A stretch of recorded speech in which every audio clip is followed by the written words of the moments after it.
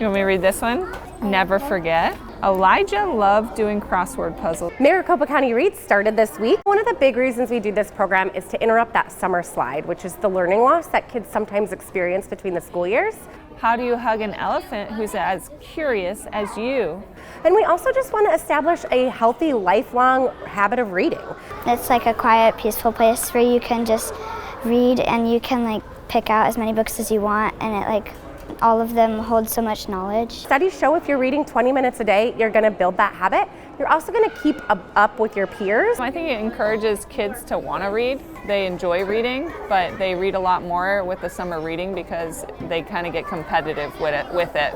So they'll see oh, I've read this many, and they're tracking it, and then they like to win the prizes. So it just encourages them to read all summer long. I like to read because it's a lot more fun, and that you look at the pictures and you read.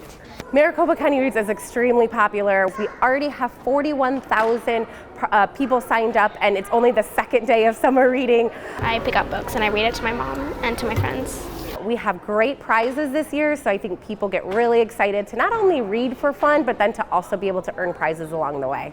If you want to sign up for summer readings, just head straight to MaricopaCountyReads.org. Thank you.